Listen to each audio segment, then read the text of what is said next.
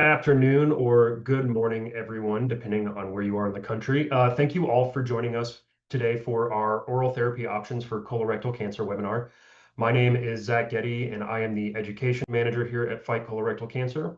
Fight Colorectal Cancer is the leading patient empowerment and advocacy organization in the United States, providing balanced and objective information on colon and rectal cancer research, treatment, and policy. We are relentless champions of hope, focused on funding promising high-impact research endeavors while equipping advocates to influence legislation and policy for the collective good. Before we get started with the actual webinar, I do have a few housekeeping items to go through, so bear with me as I work through a few of these slides. We will have some time dedicated at the end of today's webinar for general questions, but please feel free to use the Q&A panel on the right side of your screen to ask any questions that might come up along the way. This webinar and all the webinars we present are meant to educate as well as serve as a forum for you to ask your questions and start conversations, so please don't be shy. We will do our best to answer any and all questions that are asked, but please do keep in mind that we may not be able to answer specific questions about your treatment or diagnosis during the event or provide medical advice. So if you come up with a question during the presentation, type it in and we will do our absolute best to get to it at the end of the webinar. We will also have a recording of this webinar available on our site within the next few days. You will receive that direct link via email as soon as it is available if you have registered for the webinar. We'll also provide a transcript of the webinar on our site for those of you that would prefer to read the information discussed today. Feel free to tweet along with us as well. You can use hashtag CRCwebinar. Please remember to stop by our website at fightcrc.org to check out all of our patient and caregiver resources. We offer a variety of free-to-use online tools, such as the Patient Provider Finder, which allows you to search for providers in your area with experience and expertise in treating CRC. We also offer Chat CRC, our one-of-a-kind interactive tool that can answer your questions about colorectal cancer and related topics. It's available for free on our site or by text at 138-242-8272, which is Chat CRC. There's also our free Community of Champions app where you can connect with other people in the colorectal cancer space, keep in touch with Fight CRC and know what we're up to. And we also offer an assortment of digital and print educational resources that are free to request and download. So we will send you whatever information you would like to, just reach out to us. A quick disclaimer, the information and services provided by Fight Colorectal Cancer are for general informational purposes only. The information and services are not intended to be substitutes for professional medical advice, diagnoses, or treatment. If you are ill or suspect that you're ill, please see your doctor immediately. In an emergency, always call 911 or go to the nearest emergency room. Fight Colorectal Cancer never recommends or endorses any specific physicians, products, or treatments for any conditions. So while we may have a physician here, he is not your physician, and we will not be endorsing any specific treatments. I know this is a treatment-specific webinar. We'll be talking a lot about the treatments that are available, but please keep in mind we are not endorsing anything specifically. So with that, I would like to take a second to introduce our two panelists. We have Dr. Suneel Kamath, who is a gastrointestinal medical oncologist at the Cleveland Clinic in Cleveland, Ohio. And we also have Joe Bullock, who is a stage 3 survivor, an advocate, Fight CRC ambassador, and a patient that has taken some oral therapy options today. So both of you, Dr. Kamath, Joe, thank you so much for taking time to join us today. I'm going to hand it off to Dr. Kamath and Joe to introduce themselves just a little more thoroughly, and then we will get into the webinar proper. Great. Thank you, Zach. Yeah, and thanks for having me here today. It's an honor and privilege to speak with all of you. So yeah, as you mentioned, yeah, I'm a GI medical oncologist here at Cleveland Clinic. I've been here for about 6 years now. So I definitely have a focus on colorectal cancer. I'm part of a number of clinical trials in this space as well. And I'm also a key member of our Center for Young Onset Colorectal Cancer as well. Unfortunately, that is an issue that we're seeing much more these days. I'm sure many of you listening in are affected. And so we're doing our very best to figure out why that's happening and how to best help in that situation too. So again, yeah, thanks for having me. Thanks for joining us. Thank you. Thank you for having me as well. My name is Joe Bullock, as we said. I live in Durham, North Carolina with my wife of 33 years and my 2 children. I also serve as the director of patient engagement with manuptocancer.org. So I wanted to give a shout out to all my Wolfpack guys who I hope are joining today as well. But thank you for having me today. Excellent. Thank you so much. Okay, so Oral therapy options for colorectal cancer. I think generally consensus, most people would think that when you think about treatment for cancer, you're thinking about IV, you're thinking about sitting in the chair, and you're thinking about chemotherapy. Would you agree with that assessment? Yeah, I mean, yeah, I'd say it's still often the mainstay in a lot of ways. But yeah, I mean, I think it's definitely very important. I know a lot of people are surprised that a lot of cancer-directed treatments are actually do come in pill or oral forms, and that can actually be both chemotherapy. Even chemotherapy drugs actually come in pills and certain types of them. And this is also where a lot of our more sort of biomarker targeted treatments also come in, for specific genetic mutations, if your cancer has a specific mutation. While some of those are still IV or other formulations, there's quite a few. I'd say often that's a space where there are more oral therapy options. And there are even these kind of broad, we call them tyrosine kinase inhibitors or TKI. You'll hear that word or acronym thrown around a lot by oncologists. So a lot of those, which are maybe not as specific to a certain biomarker, but most of those are often oral therapies as well. Interesting. So you have options that aren't necessarily being given via IV, but it still is a mainstay. You still are probably looking at IV infusions for maybe a first line treatment, and then down the road, oral options become more viable, or is it just kind of on a case by case basis? Yeah, it's a great point. Yeah, definitely. I would say, yeah, definitely the first and second lines often are IV therapies, and it's often that the later times are when the oral drugs come in for like a third, fourth, fifth treatments. But we are kind of seeing, in a great way, we are seeing, this explosion of these biomarker-directed treatments, and so we are seeing, more of a mix actually. Like just I'm thinking, for example, of the Breakwater trial, which was, just presented at ASCO in June, was published in the New England Journal of Medicine, and so that's actually it's a combination of IV things. The chemo part of it's still there. And there's also an oral drug for that BRAF mutation involved with that. And so that was a regimen in the past we were saving for later, and now we're seeing that it's even better, more effective actually to give that earlier in the journey along with the chemo. And so yeah, I think we're starting to see more of a mix these days where it's the IV therapy being given along with an oral drug too in many cases. Interesting, interesting. Very good. Thank you. So can you kind of compare and contrast a little bit, like what your infusion options typically look like versus what somebody might be looking at if they're taking an oral medication? Yeah, definitely. I mean, they're very different. I think I always try to counsel people that so yeah, first of all, oral therapy for cancer does exist. I think that all often surprises people.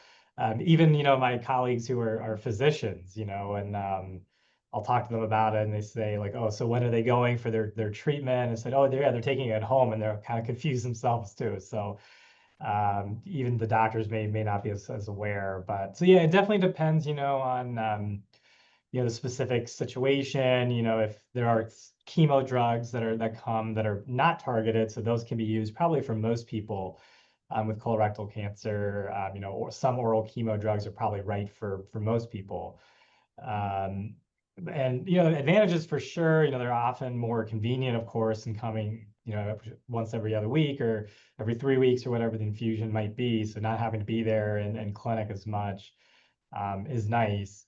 I do always counsel people too that sometimes there's this kind of false sense of security that because it's a pill that it's like more benign or safer than IV chemo, and that can be true, but there are definitely certain oral drugs that I would say are actually more toxic sometimes than an IV therapy might be. So definitely keep in mind that just because it's a pill it doesn't necessarily mean that it may be easier from a side effect standpoint.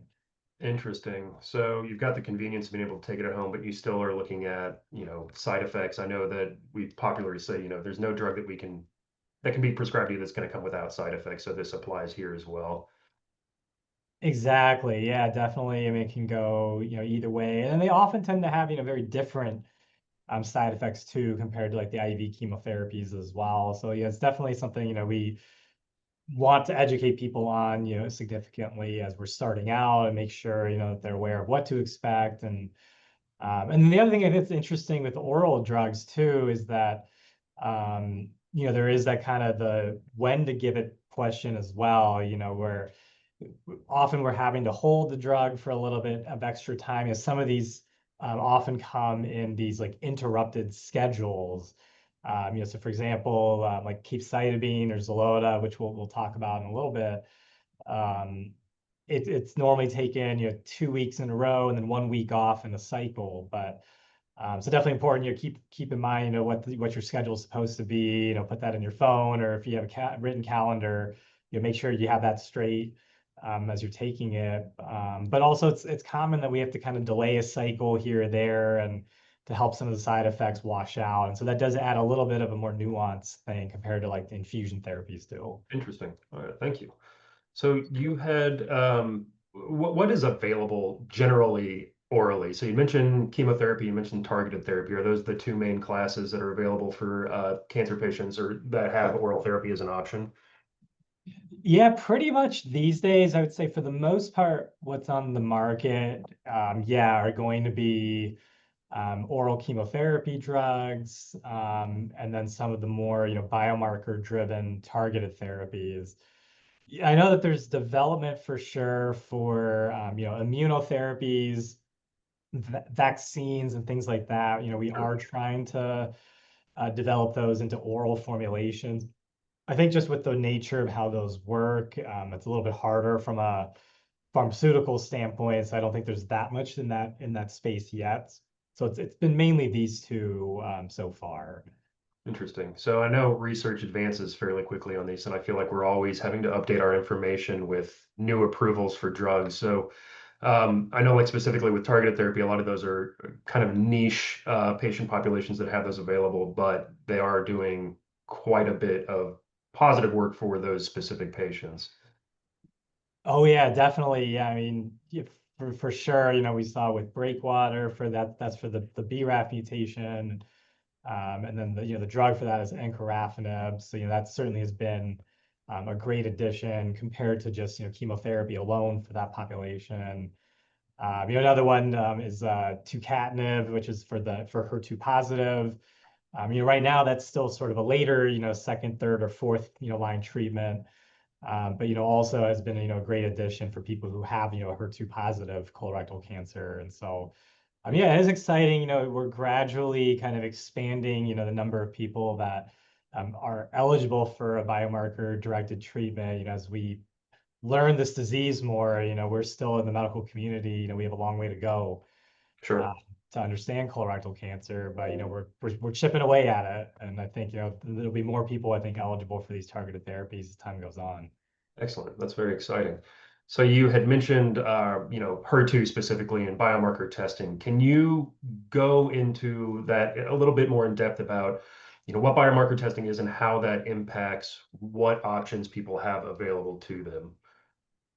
Yeah, definitely. I mean, this is so important. And, I think even though we as oncologists know it, I think I'm sometimes embarrassed to find, we're not doing it as much as we should, even though we know how important it is. And so, I would definitely advocate for all of you, be asking about this. Sometimes it is, you advocating for your own care that reminds your doctor, yeah, these are things I know I should do, but maybe I didn't get around to for whatever reason. So biomarker testing, really, the really great importance of it is that we have these sort of, non-targeted or more broad treatments, things like chemotherapy.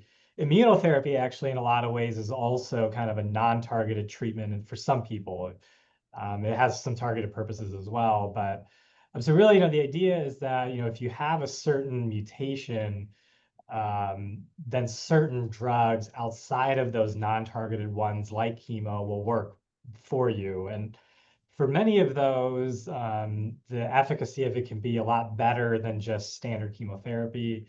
And sometimes even also, because it's a targeted therapy on that specific gene, sometimes the side effect profile of it can be quite a bit better as well in that setting. I mean, just as an example, I mentioned for HER2, that regimen is tucatinib, is the oral drug, and that's given with trastuzumab.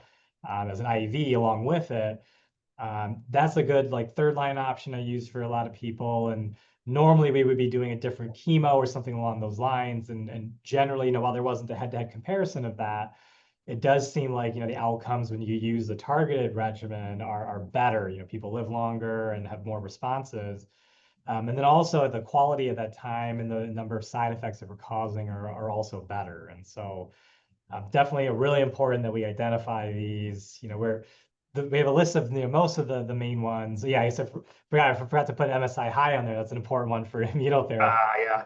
Yeah. But yeah, definitely important to identify them. And they can be more rare, but it's one of those things I always say, you can't find anything you don't look for. So it's Sure. important to always look. Sure. So for some of those therapies to be an option, biomarker testing has to happen beforehand. Is that correct? That's correct. Yeah, definitely. Like so far, for immunotherapy, for example, definitely, I would reserve that for people who have an MSI high colorectal cancer. Sure. There's some research for some newer regimens, for people who don't, but that's still not quite kind of ready for prime time yet. But yeah, definitely the others, BRAF, the HER2, yeah, you see RET or NTRK as well. Yeah, these are all things that if your tumor doesn't have that mutation in it, the drug's really not going to work. So Interesting. All right. Thank you very much. So I think we're going to get into specific agents here and talk a little bit about what these options are for patients, what you can expect in dosing regimens, side effects, all that good stuff. So I started off here with one that I know I've heard quite a bit about. So that'd be Xeloda or capecitabine. Can you kind of describe what this is, how it works, what we're looking at here in terms of dosage? yeah, definitely. So this is a probably one of the backbone drugs of treatment of colorectal cancer in general. So this is basically an oral form of an IV drug, 5-fluorouracil or 5-FU. So yeah, I'm sure many of you have heard of or gotten, things like Folfox or Folfiri. So that's kind of the F part of that. This is a pill form of that same drug. Your liver basically metabolizes it into 5-fluorouracil after Okay. it's absorbed. And so yeah, it's used in a lot of different stages. It can be used in what we call the adjuvant settings. So after someone has surgery for an earlier stage, 2 or 3 colorectal cancer, we can give it as like a preventative after that. Sometimes by itself, sometimes with, oxaliplatin as an IV infusion. It can also be given to people with stage 4 metastatic disease as well. So that you've heard of like Capox, for example, that would be a very common regimen that can be done for those, with metastatic disease too. And yeah, this kind of, the side effects of this are kind of interesting, this kind of brings me back to the earlier point I made that sometimes the oral drug, actually can be a bit harder than the IV form. And so there's definitely much more hand-foot rash we see with capecitabine compared to the IV 5-fluorouracil or 5-FU. So definitely when people are on capecitabine, I'm always starting them on urea-based lotions, twice a day to kind of help keep the hands and feet moist and prevent kind of that scaling and peeling rash that happens. There was an interesting trial that was done recently. It was for Voltaren gel. This is like an Okay. over-the-counter like arthritis cream, actually. Yeah. Yeah. But they studied it, using that twice a day on top of urea cream twice a day, and actually really helped a lot with the severity, how much pain people had from this rash, how much sort of inflammation and peeling and stuff that happens. So that's another thing I'm often recommending when people are on capecitabine. But interestingly, if you're on 5-FU, none of that really happens, for the most part. So again, Huh. it's kind of an interesting reminder that even though it's an oral drug and similar, it actually can have a very different side effect profile. Interesting. Thank you. So, Joe, I know that Xeloda was part of your treatment regimen. Can you kind of share what that looked like for you, how you got started on it, what kind of side effects you had to deal with, all that good stuff? Yeah, definitely. So I did the regimen called KPOC. So I would do the infusion for a couple of hours at the cancer center one day, and then I would do 2 weeks of the Zanola drug.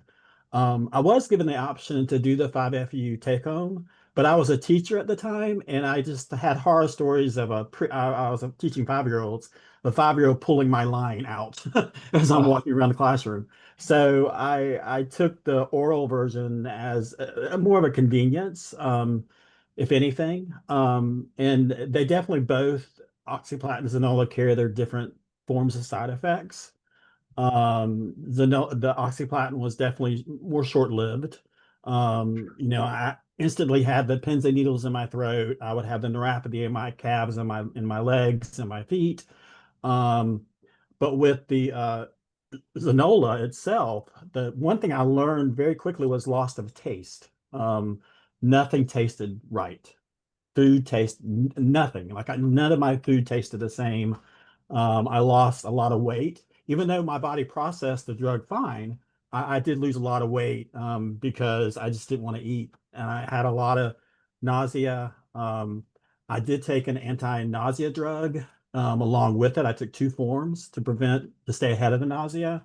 sure. But then I found out one of the side effects of Zanola is fatigue, but also those anti-nausea drugs also carry a side effect of fatigue. So it's like a double whammy of fatigue that would hit me every day. Um, uh, I would run when I was on Zanola, I ran hot and cold. It was like I would have night sweats, cold sweats. I had a constant just runny nose, like literally eyes would everything with water. I would be dehydrated all the time. I had to drink water, and I had to learn to drink a lot of water because I was Sure. losing a lot of, I was getting dehydrated. That was part of my problem. My oncologist had to help me understand is number one, if you are, we need to control your nausea because if you're basically throwing up, the drug is preventing curing the cancer. So we can't have you doing that. So we had to get that under Sure. control. And then we also I had to work with a nutritionist to help me with my diet and find things that I could eat because I had to eat. I couldn't take the drug on an empty stomach. So I had to Sure. learn to really eat again through all that process. And then there was also just again the neuropathy. It just long term. I still 7 years out. Like I said, I was diagnosed in 2018. And 7 years later, I still have some neuropathy in my feet and in my fingers. I have tingling in my fingers, and I still have some neuropathy in my feet. So there are some long-term side effects with the drug. And I don't know what that is compared to the 5-FU bag opposed to doing the oral drug. Sure. I know there are studies based on the long-term side effects of neuropathy between those two drugs, whether you do the oral or do the take-home bag. Um, Another thing that really I learned through the process was the emotional trauma that you go through taking this drug. My oncologist luckily caught me pretty quickly, and we understood that the depression I was going through was directly caused by taking the drug. I feel like a lot of times patients, when they meet their oncologist, they should next meet their therapist instantly. It should just be like an Sure. automatic relationship. Because I learned through my therapist that what I needed, as long as I was on this medication, I needed talk therapy, which really helped me get through the process. So ultimately, my body was able to process the drug just fine. All the side effects I could live with. Um, for me, we knew it was a target goal that I need to get through this 6 months. And on the other side of it, I would be cancer free, which for me, luckily that was true. So it was always that goal of getting through this time period and getting to the other side. Um, but as far as the side effects, those were like the key side effects for me, and what I had to live with during that period that I was in treatment. Well, thank you, Joe. I appreciate you sharing. Do you feel like you were prepared for him adequately by your care team, or kind of just dealing with him as they? It's hard to tell because, like the doctor was saying, is that you really don't know the side effects until you start the drug. Sure. Everybody takes it differently. Like I didn't have the diarrhea. Mine was the other way. I had the constipation. So you don't know really. I've known patients who have done the oral drug and have actually had hardly any side effects.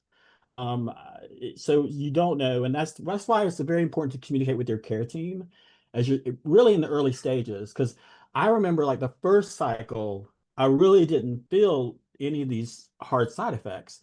It wasn't until the second round that it really started hitting me hard. And I started losing the sense of taste, and realized I didn't want to eat anything. And the nausea really started hitting me hard. So Okay. yeah. Well, So thank yeah, you, Joe. I think it's important to communicate with your care team is very important through this process. Absolutely. Yeah. I appreciate you sharing. Thank you very much. You're welcome. I think I have next up, I've got Lonsurf as another oral option, which is actually two drugs, I believe, trifluridine and tipiracil. Can you talk about that a little bit, Dr. Kamath? Yes, yeah, exactly. Yes. So this is basically, yeah, it's a single pill that has two medications in it. Really, for the most part, one of them is the actual, chemo drug, and then the other is really just sort of to prevent the metabolism of it. So it kind of keeps the level of that drug, high enough in your system, essentially. So. But yes, this is always given together in a single pill. This one is more so it's very much a cousin of capecitabine and 5-FU as well. So it's kind of like a stronger version of those, if you will. This one is approved only for people, when it's stage 4 colorectal cancer. And really for later lines of treatment. So generally, this you'll see often in like the third to fifth line type of space. Sure. And this can be given, it was studied originally by itself, but it can also be given with the IV drug bevacizumab or Avastin. That's a drug we give often, actually, multiple times. So a lot of people, they might get FOLFOX or FOLFIRI earlier, and that will be with Avastin. And then many times we actually will continue the Avastin part even through when we give Lonsurf later on. So this one, it is still, chemo basically, again, even though it's a pill. And, I would say I actually see the low white blood cell count issue. I would say it's probably more pronounced really than like a FOLFOX, for example. So it is something that we often have to, hold for a bit and reduce the dose to try to circumvent that issue. Because, if you have a low white blood cell count for a few days or a week, you're not likely to get a serious infection in a brief period like that. But what we're trying to do, of course, is, not drop the blood counts so low and for so long that it does become a problem. And so that's something we do have to manage a lot. And it still definitely causes, quite a bit of, tiredness, fatigue, low energy, nausea, taste changes, and things like that. So, and then the other thing that's kind of interesting with this drug, the dosing schedule that's kind of strange. So it's a 28-day cycle. The way it was originally studied, you take it for the first 5 days, then you skip 2 days, and then you take it for another 5 days after that. So it does take, a little bit of thinking. I Sure. always tell people, put this in your phone, which days you're supposed to take. And then you wait like 16 days until the next cycle, so it's all very, very bizarre, So I tell people, Sure. write it down. And then actually, another thing that we do often too is we'll kind of mess with the schedule a little bit to help with this white blood cell count issue too. And so it is something we kind of play around with a little bit to try to manage the side effects really. Interesting. So again, even though it's an oral medication, you're still looking at probably fairly frequent lab work to make sure all your levels are staying where we want them to be while you're undergoing treatment, so you don't deal with like secondary infections or something like that. Exactly. Yeah, I would say this, usually, yeah, labs wise might be still every 2 weeks, Okay. similar to like when you were on like an IV chemo regimen. Certainly, the advantage is that, labs are all over the place. And so, I have a lot of people, if they're on this, they can go to a lab much closer to them and do it that way. We're always trying to think about time toxicity as well. I always feel terrible, people coming to clinic and sitting, in a chair for 3 hours. And it's like, yeah, we're gaining that time, but it's not the same time as if you were out, living life. And so, at least being able to do things this way a little bit at least mitigates that to some extent. Interesting. Thank you. And then just one more question. So I know, you mentioned it's often given with bevacizumab. Is it synergistic? Are they both doing something different? Or is it just we've seen the results of giving these drugs in tandem are getting better results for patients. Yeah, they definitely work very differently. I think bevacizumab is an interesting drug. I think originally we thought it was sort of blood vessel targeting. That's what the VEGF inhibitor part means. And it may do that to some extent, but really, what it seems like it does is it probably allows the chemo drug or whatever drug you're delivering along with it to get into the tumor cells better. That Avastin's kind of an interesting one. When you give it alone in colorectal cancer, it does absolutely nothing, actually. It's completely ineffective by itself. But then when you give it with chemo, like Folfox or Lonsurf, it makes those chemo drugs better. The outcomes are better when it's given with something. Interesting. Kind of a rare time in oncology where that's seen. Usually the individual components do something individually, then they add together, or there's synergy. This is really just like, this doesn't do anything alone, but with the chemo, it makes the chemo better.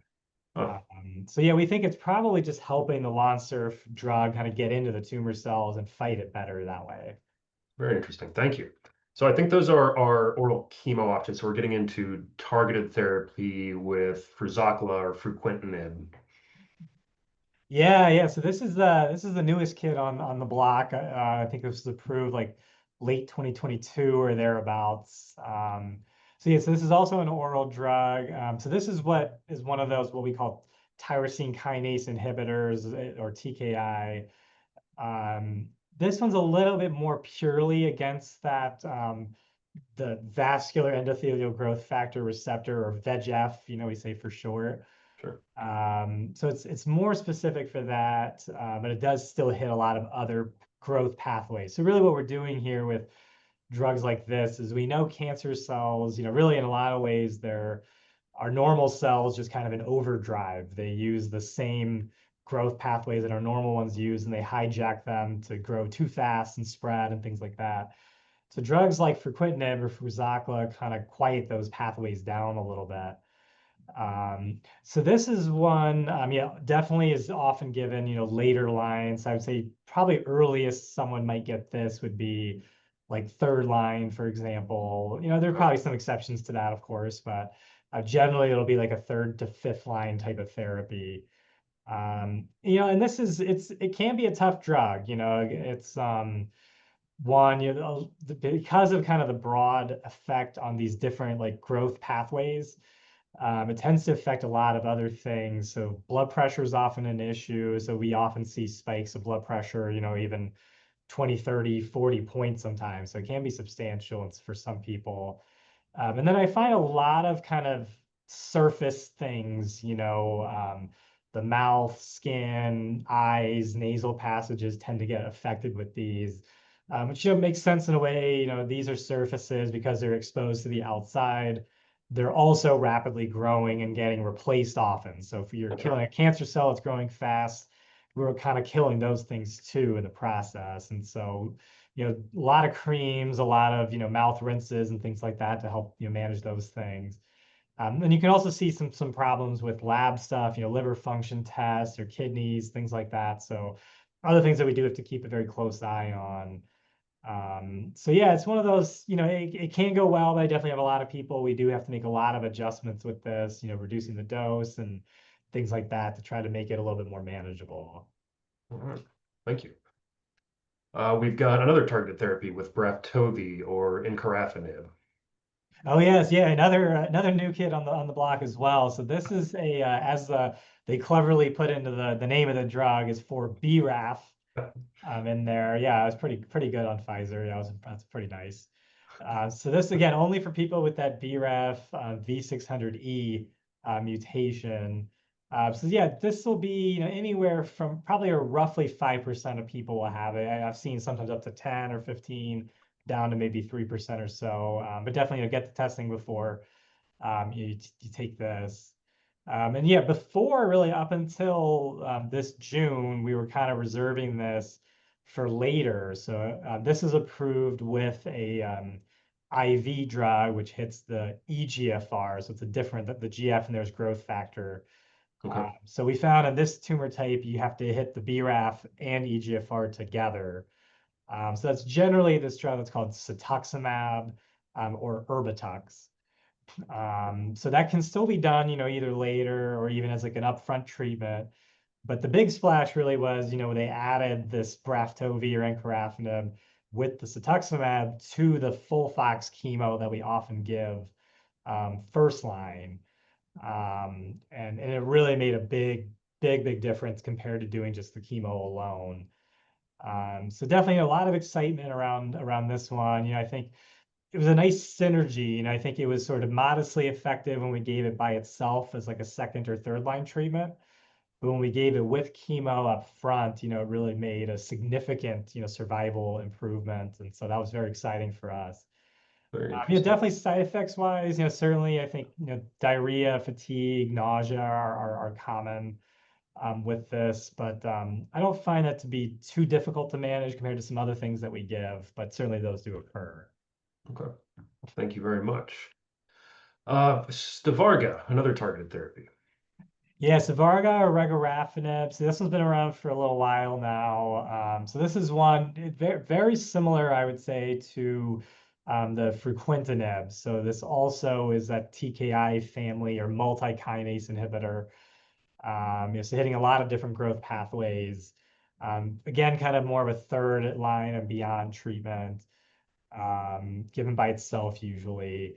And same thing, you see a lot of issues as far as like fatigue, the rash in the hands and the feet, mouth sores, that kind of stuff, decreased appetite, weight loss, and whatnot.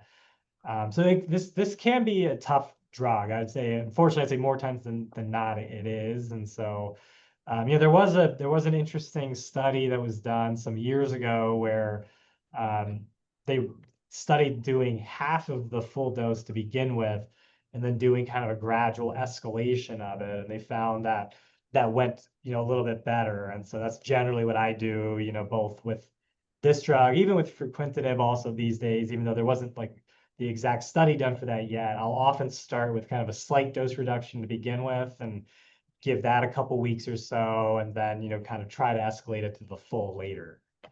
Okay. Interesting. I'm noticing kind of a theme that a lot of these have somewhat similar side effects and are generally reserved for later line treatments. Is that a somewhat accurate generalization for these targeted therapy options? It is, yes. Yeah, definitely, I think these are yeah, the relative benefits of them in terms of like what the survival improvements were with both fruquintinib and regorafenib, definitely more modest than, what we see with Sure. like the chemos, Lonsurf earlier than that, and the FOLFOX and FOLFIRI. And then, yeah, the side effects for sure, also tend to be more harsh as well. And so for both those reasons, we've kept them to later. And and Okay. also too, we always try to keep in mind that these targeted therapies like the fruquintinib and regorafenib, unfortunately, a lot of the more serious side effects, the person feels themselves. You Sure. feel the rash, you feel the weight loss, the fatigue, the mouth sores, whereas chemo side effects to some extent, like we always use grading for different levels, but if your platelet count is a little bit low, you don't really feel that, and so in some ways, like that chemo side effect, while it contributes to the statistics with that drug, having a slightly low platelet count is actually better than having diarrhea, and so I think that this is kind of the challenge with this kind of group of drugs is they tend to affect the person more. Interesting. Okay, I've got two on this page. We've got Tukysa, which is tucatinib, which you mentioned, and then Tykerb, with lapatinib. Do they seem related? Yeah, these are two related oral drugs, yeah, for that HER2 amplification or HER2 positive. So these are probably about 3 to 5% of people, with stage 4 colorectal cancer will have this. So the Tukysa or tucatinib with trastuzumab or Herceptin's the IV drug with it, that is FDA approved, for this for colorectal cancer. The other one isn't so much. So I've generally been using the tucatinib. And so yeah, this definitely the nice thing with this one, again, kind of a later line treatment, but this is a chemo-free regimen actually. And so I find a lot of the side effects with it can be easier. Definitely, diarrhea is definitely a problem with tucatinib for sure. So, it's not uncommon. I have people take a little bit of Imodium every day as a preventative, 2 milligrams or 4 milligrams, something like that, to get ahead of it sometimes. But I don't find it's too difficult to manage usually. Um, and then yeah, the responses we see and everything are usually pretty good, at least for a time. I see the slide mentions here too. You should not have a BRAF or RAS mutation as well. Those tend to be resistance mutations for HER2. So even if your tumor is HER2 positive, if those are there, this drug's probably not going to work. Interesting. And then, yeah, I like that we call it here too. HER2 is kind of confusing.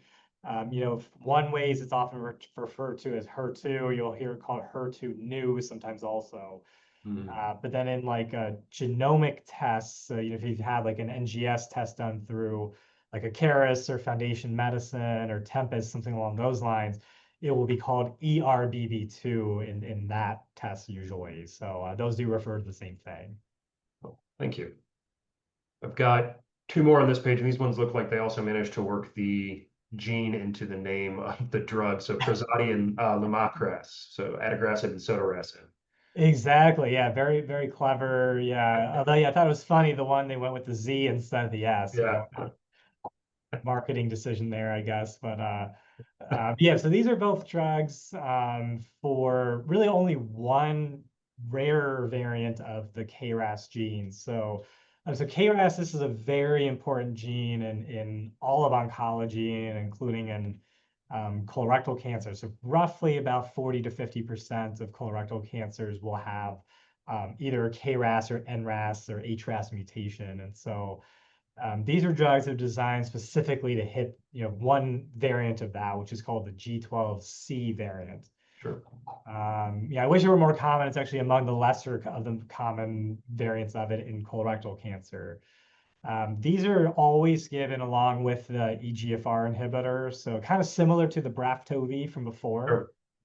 where you do need to give the EGFR drug with it. So that's still IV every 2 weeks, and then people take this pill at home. And yeah, it can be quite effective, at least for some period of time. And definitely, yeah, we do still see, some GI side effects often, nausea, vomiting, fatigue. We can see some minor changes with like liver function tests and things like that. But yeah, definitely something that I think, can be managed, and I think is often easier than regular chemo is.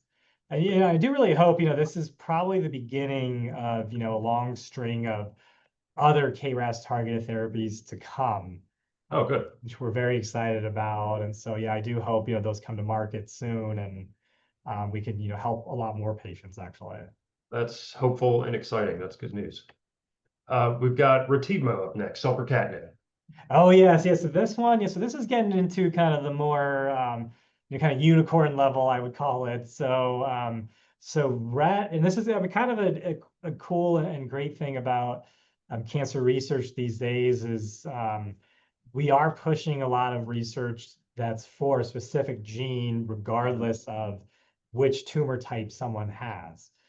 And really, we're doing that as a way to try to get effective therapies to people faster. Rather than having to do an individual trial of that drug for that target in that tumor type, which can take 5, 10, 20 years.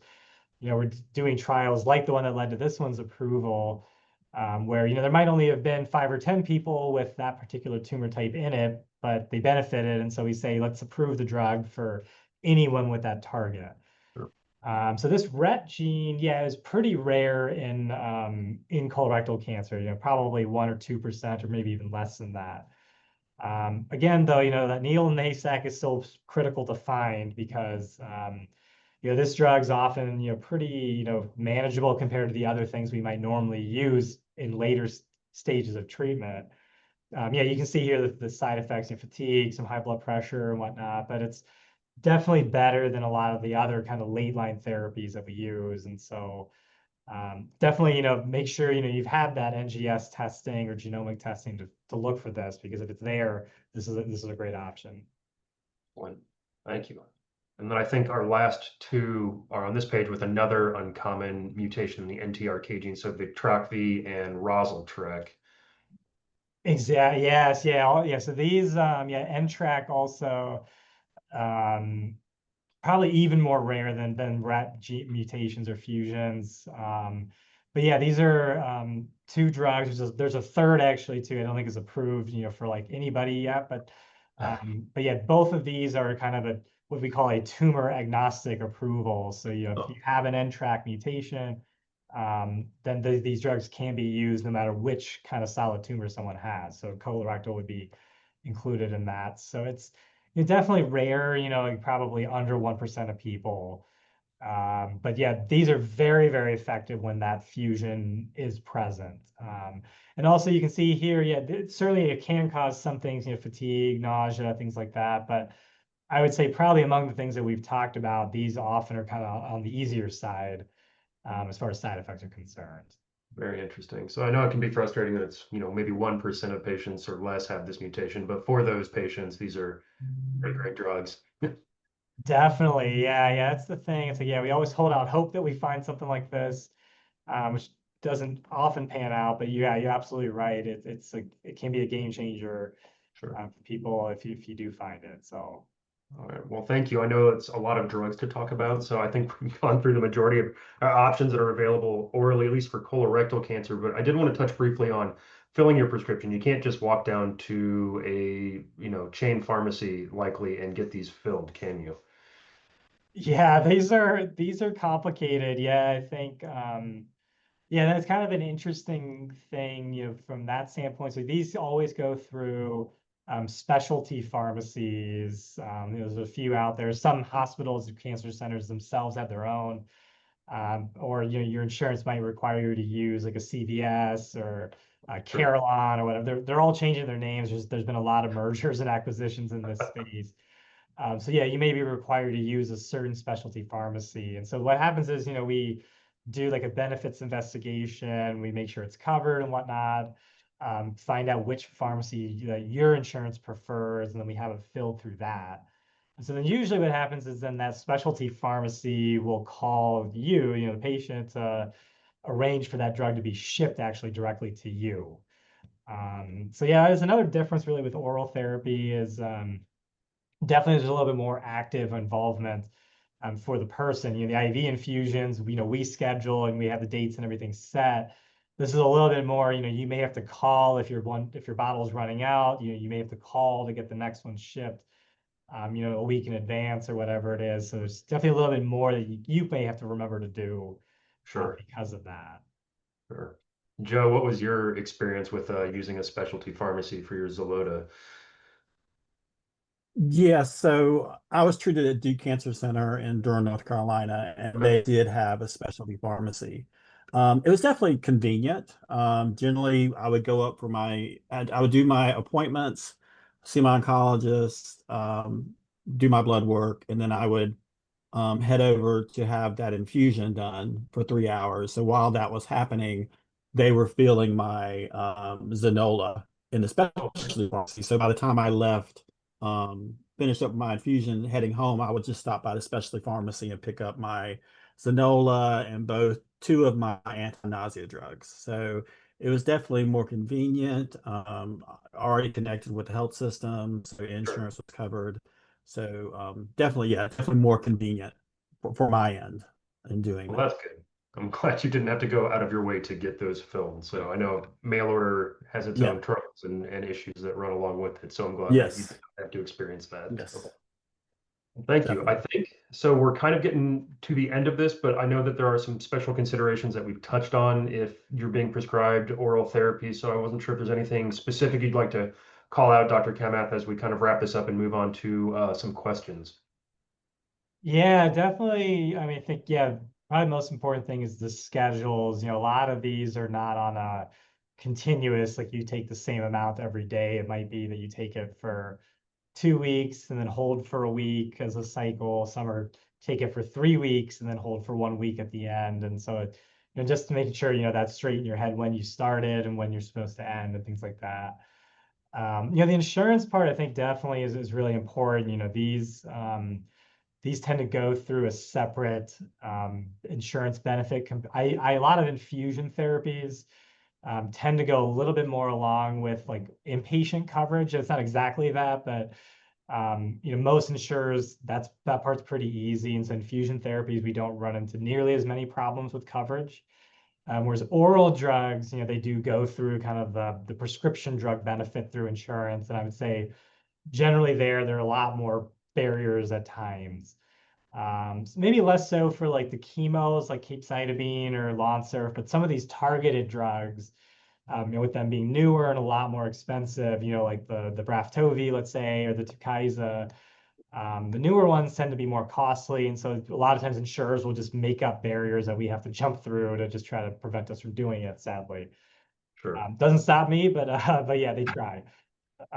So I would just say that's something to pay attention to, especially as you're thinking about like, if you're signing up for insurance, for your coming year through your employer or whatever, pay special attention to that prescription drug benefit part as well. Because there can be some nuances there. And I've been surprised in some people's, IV insurance part's been totally fine the whole time they were on IV chemo, and then all the oral things become a problem. So, and I hate that that's the case. I mean, you guys have enough to deal with already, just trying to be well and focus on your health. But that is the system we live in. And so I think, worth some thought, may prevent some headaches for you later. Absolutely, that's helpful. And I know you had mentioned that a lot of drug makers offer some patient assistance programs as well to help kind of defray costs, which is something I think people may not necessarily be aware of. So something to look into if you're prescribed one of these medications. For sure. Yeah, definitely. Yeah. I always tell people if you ever get a big bill, that's in the hundreds to thousands of territory, don't pay it.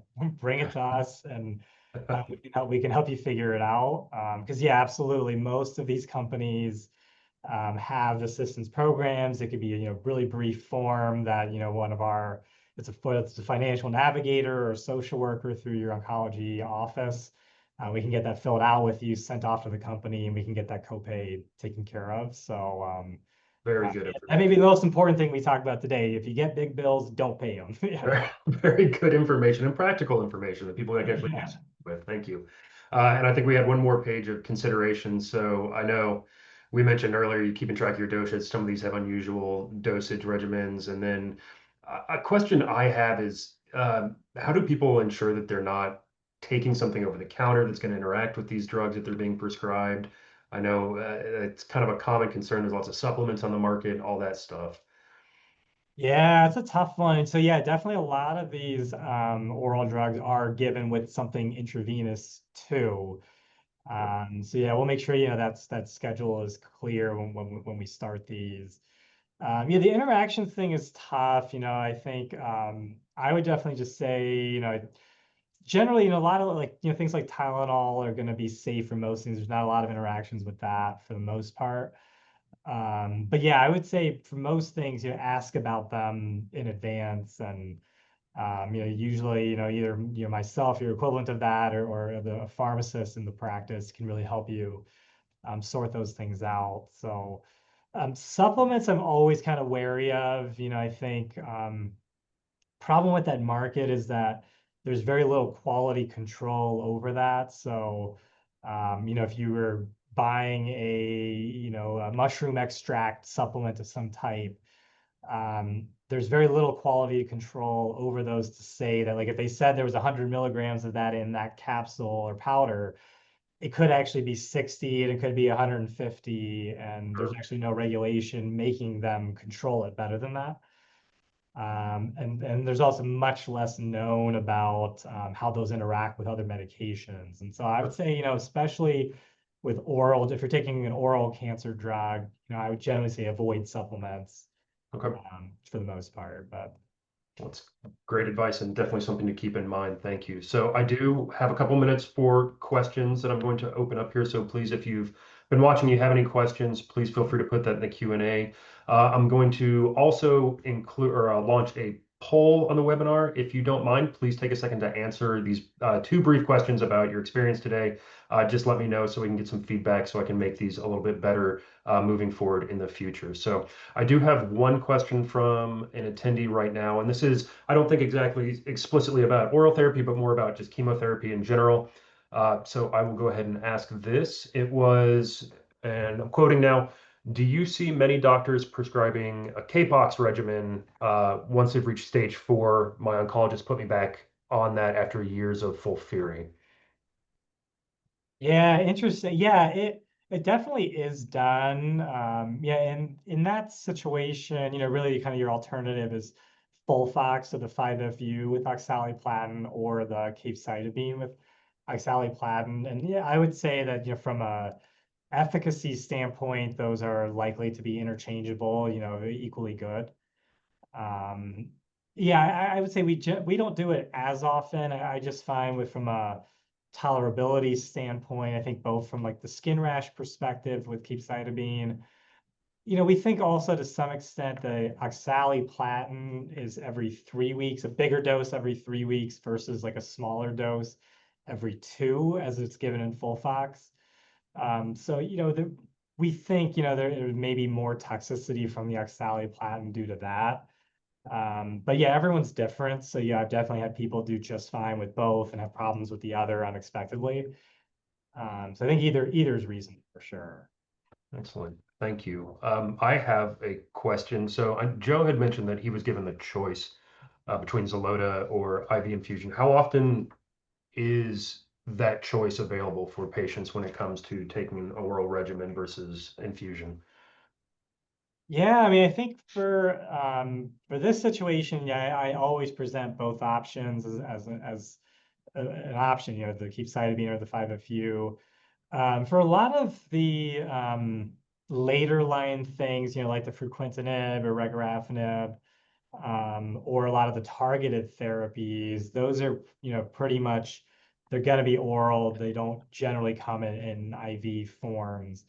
But yeah, I think for many of them, like for example, like for the HER2 positive situation, there is the drug in HER2 available as well. So that was an IV form every 3 weeks too. And I guess even with that regimen, the Herceptin that you get is IV every 3 weeks too. So in a lot of ways, it's kind of like you're getting an IV one, but either direction.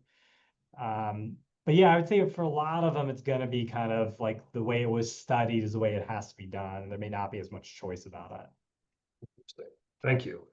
Do you recommend, do these need to be taken like on a full stomach with food, empty stomach at certain times of the day? Do you have to be very consistent with that kind of dosing? Yeah, definitely. Well, we always tell people before each one, whichever one you're going to be on, as far as like the food issue. Generally, that doesn't tend to be as much of a problem as it might seem. A lot of the anti-cancer drugs are fine whether you take it in terms of absorption, I would say at least. If you take it on an empty stomach or with food, generally, I think, anyone's stomach is going to feel a little bit better with something in it. So if like a medication, most of these medications cause nausea. So I would say a lot of times it's better to take it after you've eaten. And then timing, I think, yeah, definitely is important. I try to make it be, similar time each day. If it's once a day or if it's twice a day, do 8 and 8 or 9 and 9 or something like that. It's not a catastrophe if you delayed one by an hour or something, if they were only 11 hours apart or whatever, not a huge deal. But yeah, also probably not great to take them like 5 hours apart either, so. Sure. Okay. Well, that's very helpful. I do want to be respectful of your time, Joe and Dr. Kamath. So I am going to go ahead and start closing this down. For any attendees that did not get a chance to ask a question, or if they have a question that comes to mind later, please feel free to reach out to me at Zach, Z-A-C, at fightcrc.org, and I will do my absolute best to get you an answer. So I do like to include some ways for people to get involved with Fight CRC. All these are available on our website. You can join our Resource Champion program to get materials out to clinics and people that need them. You can join us for in-person events like Call on Congress or Climb for a Cure, which are both annual events focused on advocacy and raising funds for colorectal cancer research. If you're interested in being part of the research process, you can join us and be a RAT, which is a research advocacy training and support group. They bring the patient voice to the research being done that impacts patients. You can apply to our ambassador program, which is an awesome program. We have a class of ambassadors every year. They're our face when we are talking with organizations across the country.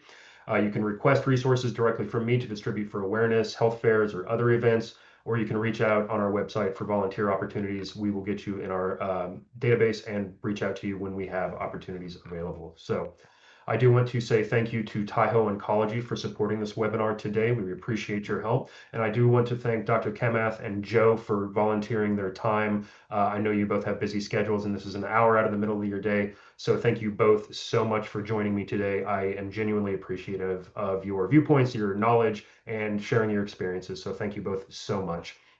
I do like to end these with our mission statement.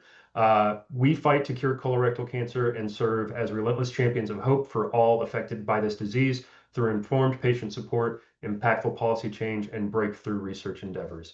Again, thank you both for joining us. Thank you to everyone that attended, and please have a great day. We appreciate you. Thanks for having me. Take care. Thank you. Thank you. Yeah, thanks for having me. Thanks, Joe.